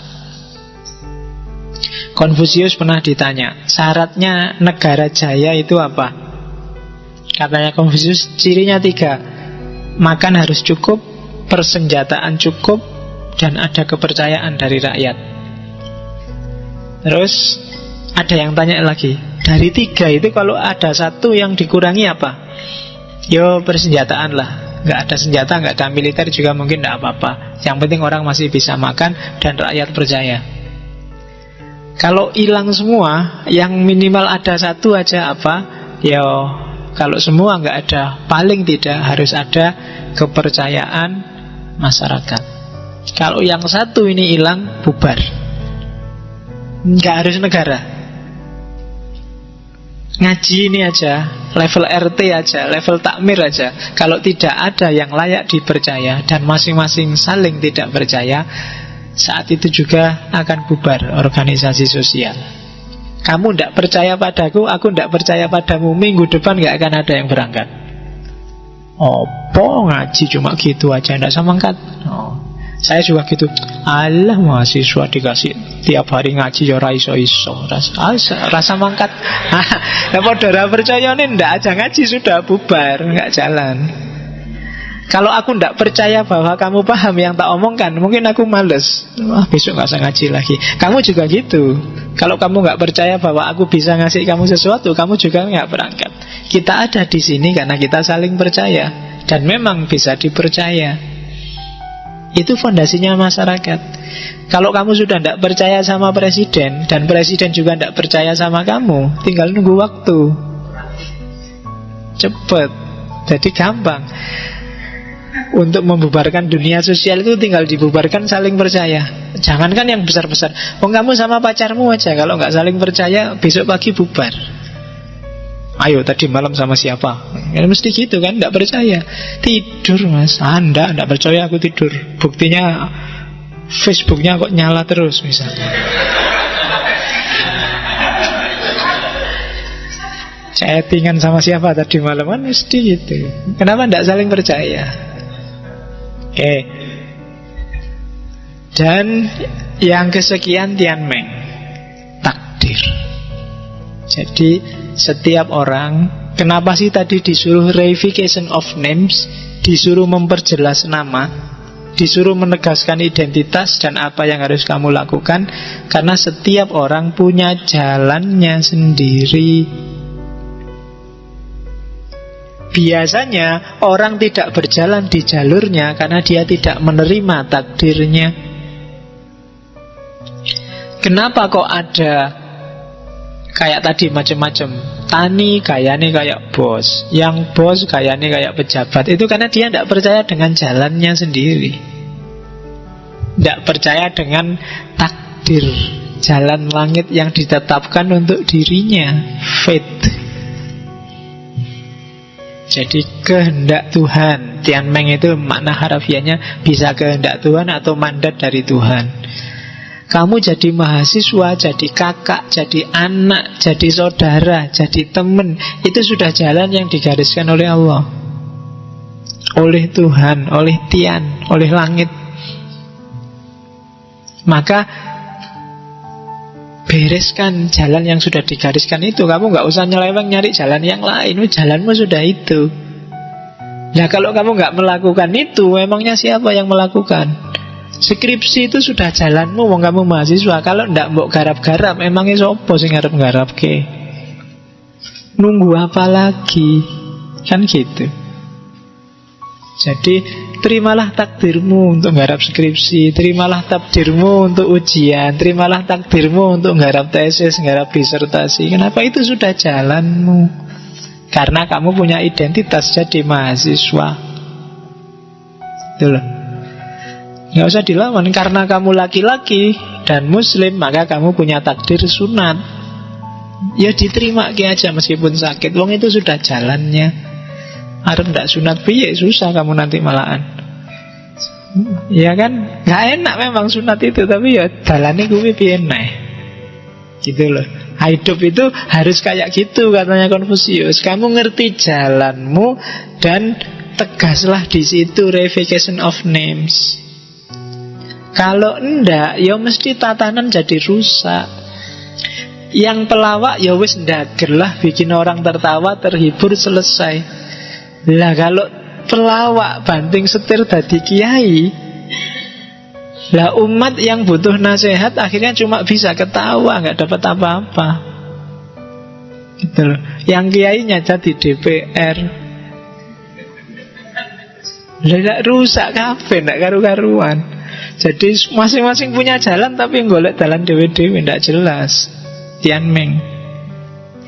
Percayalah dengan takdir. Jadi percaya takdir itu tidak sekedar terus semua ditentukan oleh Allah, oleh Tuhan, selesai. Tidak, tapi reification of names.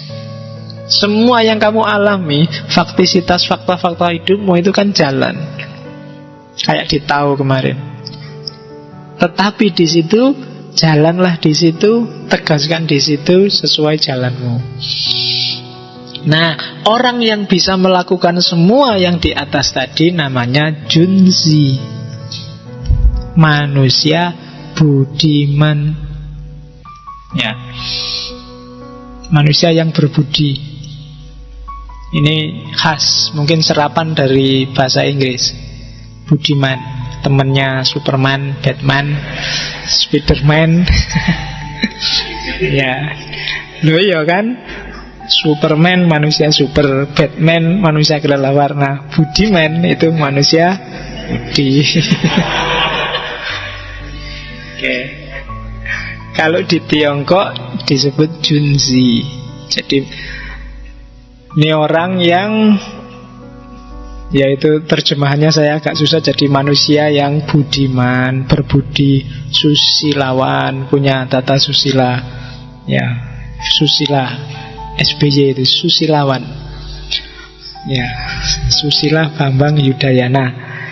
Terus orang yang luhur, orang yang agung, orang yang bijaksana, itu Junzi.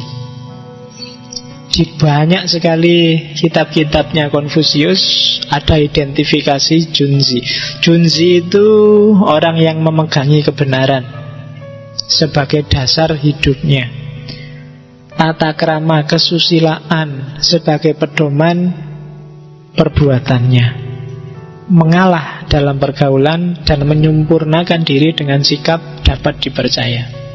Itu Junzi. Atau ada lagi dia bilang, seorang Junzi menuntut dirinya sendiri, sementara orang yang rendah budi menuntut orang lain. Lawannya Junzi itu Sioren. Jadi orang kecil.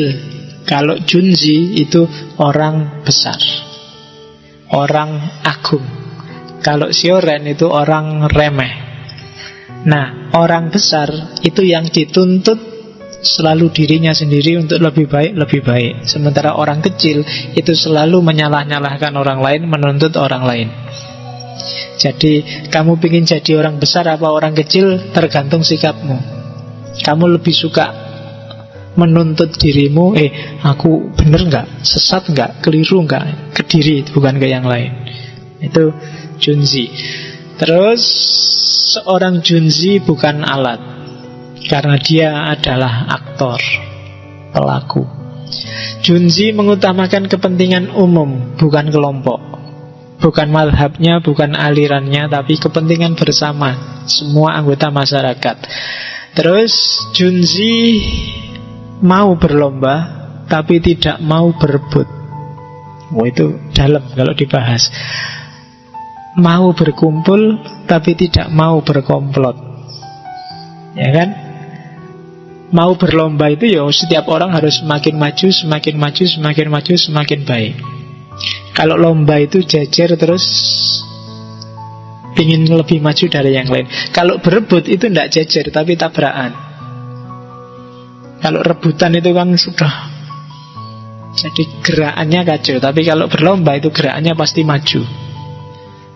Jadi orang besar itu selalu ingin lebih baik dan dia berlomba dengan orang lain untuk lebih baik, tapi tidak mau rebutan dalam hal apapun. Terus seorang Junzi tidak memuji seseorang karena kata-katanya dan tidak melecehkan orang karena orangnya. Silahkan kamu renungkan sendiri di rumah. Jadi orang besar itu tidak tertipu oleh kata-kata dan tidak melecehkan orang. Itu argumennya panjang kalau kamu pikir. Silahkan kalau kamu orang besar akan bisa memahami ini. Nah, tadi itu kalau nanti di Konghucu lahirlah 5 norma kesopanan. Dasarnya yang ajaran-ajaran di atas itu melahirkan 5 norma kesopanan. Yang bentuk kesopanannya adalah respect atau xiao. Raja dengan menterinya, atasan dengan bawahannya, ayah dengan anaknya, dan seterusnya.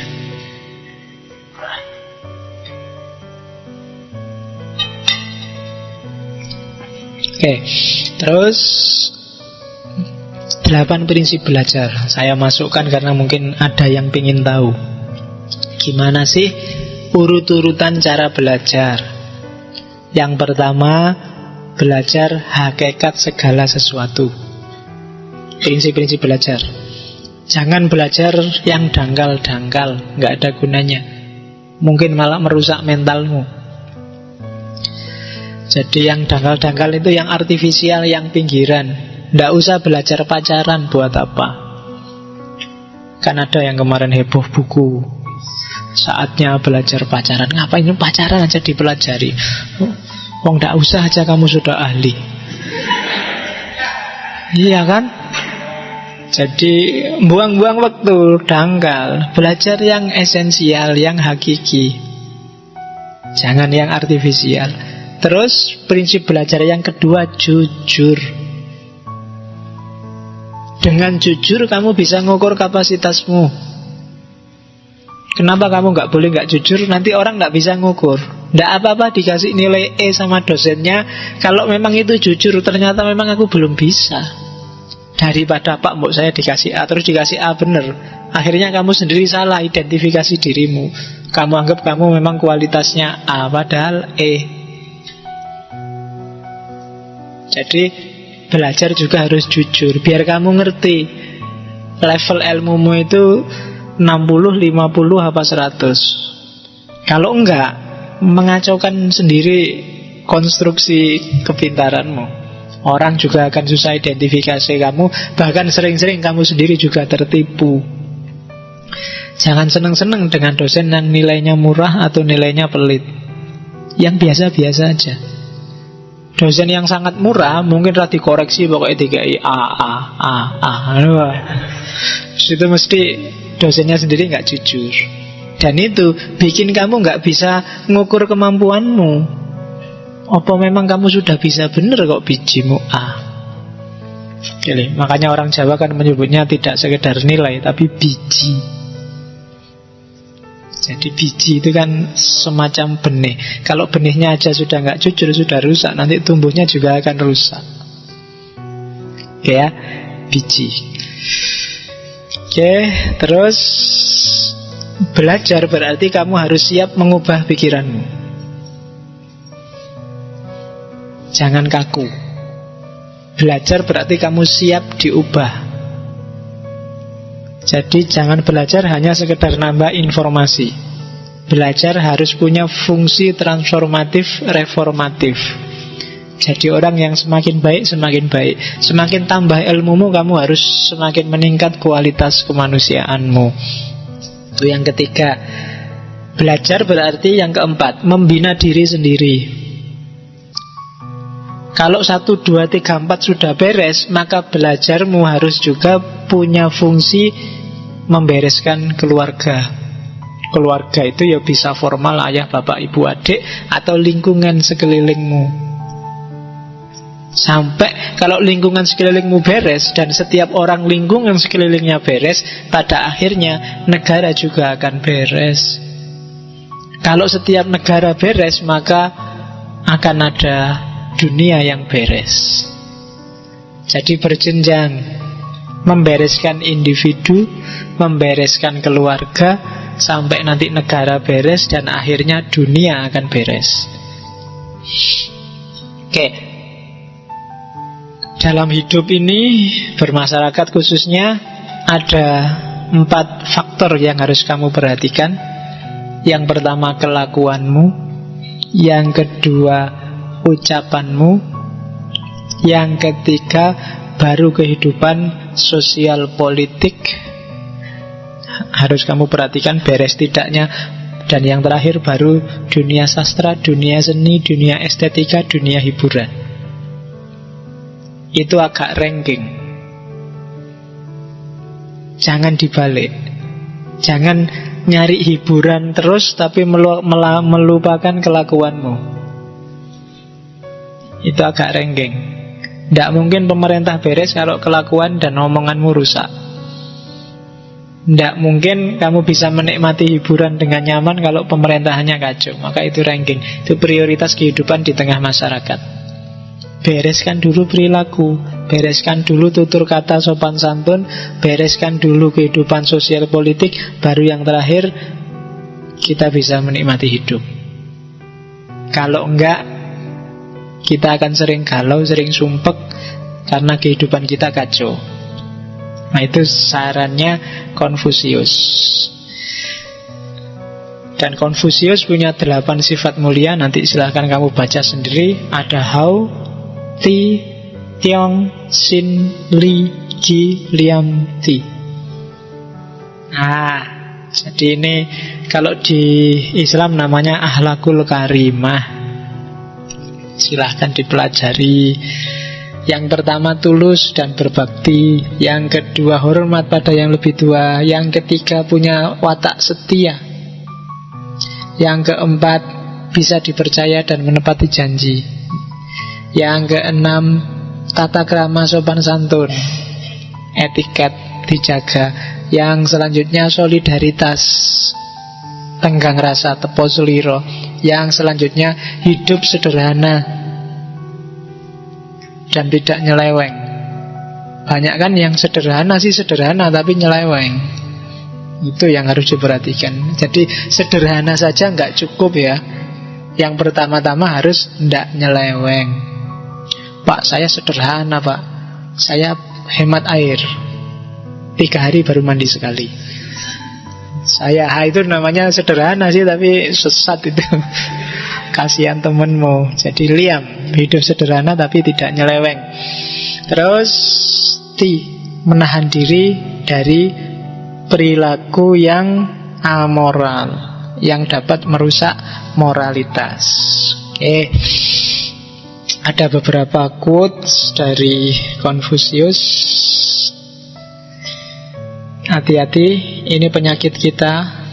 Orang yang punya ilmu, mahasiswa, dosen, ilmuwan, cendekiawan. Katanya Confucius, tahu apa yang harus dilakukan namun tidak melakukan adalah sifat seorang pengecut. Kamu harus jadi orang baik. Kamu harusnya rajin belajar. Kamu harusnya, kan banyak, kamu tahu, sangat tahu apa yang harus kamu lakukan, tapi banyak juga yang tidak kamu lakukan. Jadi mungkin 80% perilaku kita agak pengecut. Pakai kategorinya Confucius. Tahu mana bagus, tahu mana tidak bagus, tapi kan kita tidak menjalankan yang bagus itu. Ngaji itu bagus, kadang-kadang kita malas. Tahajud itu bagus, masih ada yang rajin tahajud nggak? Sudah nggak aneh ya? Nah, itu kita tahu yang bagus-bagus tapi tidak jalan yang bagus-bagus itu. Oke, orang besar, orang mulia itu biasanya takut pada 3 hal. Yang pertama takut pada Tuhan dan perintahnya. Yang kedua pada alim ulama. Dan yang ketiga pada hikmah orang-orang terdahulu. Dan lawannya orang picik itu orang yang cuek terhadap perintah Tuhan, orang yang tidak menghargai alim ulama, dan orang yang melecehkan hikmah orang-orang terdahulu. Jadi orang besar, orang agung, orang mulia itu muhafadzah alal qadim. Jadi menghargai para ulama zaman dahulu. Kalau nggak ada mereka, kita tidak akan nyampe di stasiun ini hari ini. Perjalanan itu kan kayak rangkaian. Kamu bisa kayak gini kan, banyak sekarang kan yang itu pikirannya Ghazali sudah ndeso, tidak relevan lagi, sudah, nah kan kayak gitu banyak sekarang. Saya langsung aja ketemu Allah. Levelmu apa mau ketemu Allah langsung? Nah, jadi jangan cuek terhadap perintah Allah.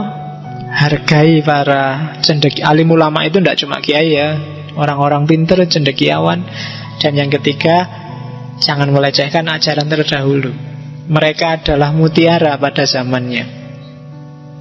Terus ini prinsip juga, manusialah yang bikin sistem, bukan sistem yang bikin manusia. Manusialah yang bikin sistem bagus, bukan sistem bagus yang bikin manusia. Seperti saya bilang tadi bahwa tidak ada gunanya undang-undang konstitusi bagus kalau orangnya rusak, karena kuncinya ada di manusianya. Kemenangan sejati bukan karena kamu tidak pernah kalah, tidak pernah gagal, tapi karena kamu sanggup bangkit lagi setiap kali kamu jatuh. Itu Confucius. Tidak perlu tak jelaskan karena di Facebook kamu sering ngomong kayak gini. Ya, meskipun kamu mungkin nggak tahu sumbernya itu Confucius. Ini yang sering kamu lakukan. Katanya Confucius, kamu tidak boleh buka buku tanpa belajar sesuatu. Kita masih sering kan moco sampai ngantuk, sampai tidur, terus tidak dapat apa-apa. Harusnya setiap kali buka buku, bahkan buka Quran untuk ngaji, kita dapat sesuatu. Tidak cuma dapat capeknya. Paling tidak ya mungkin kamu ingat-ingat, atau syukur-syukur kamu catatlah, di buku ini aku dapat ini, di buku ini halaman sekian aku dapat ini. Ada sesuatu, tegaskan itu, biar kamu tidak melakukan kesia-siaan. Buat apa buku di rakmu jajar-jajar kalau dibuka aja nggak pernah. Tapi buat apa juga dibuka kalau kamu nggak dapat apa-apa.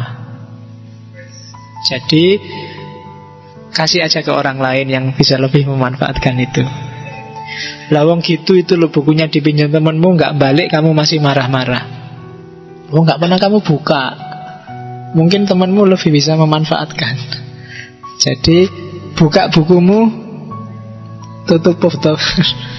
Buka bukumu, tutupin botolmu. Terus ya kok tiba-tiba ingat lagu tutupin botolmu itu. Ya wis ndak apa-apa, disambung lagu itu. Jadi bukalah bukumu dan tutupin botolmu, tapi dapat sesuatu. Nah, tidak, ini karena dia prinsipnya orang harus bisa dipercaya. Tidak percaya teman sendiri itu lebih memalukan daripada ditipu oleh teman. Itu mending kamu ditipu temanmu daripada kamu tidak percaya sama temanmu. Wah, itu prinsip. Jadi kalau mungkin kamu sedang uangmu habis, pingin utang ke temanmu, kamu tinggal bilang katanya Konfusius. Jadi kalau yang diutangi bilang kamu bisa bayar toh, lah percaya saja padaku lah, aku kan temanmu. Katanya Konfusius, tidak percaya teman itu lebih memalukan daripada ditipu oleh teman. Jadi kamu tak tipu ndak apa-apa, asal kamu tetap percaya padaku. Oke, itu Konfusius. Terakhir, ya, hidup itu sebenarnya sederhana. Kita aja yang sering bikin rumit. Oh itu panjang, itu sudah. Tinggal kamu cari sendiri jelentrehannya kata-katanya Konfusius itu. Hidup itu sebenarnya simple, gampang. Rumusnya sudah jelas. Cuma kita aja yang sering bikin jelimet, bikin ruwet.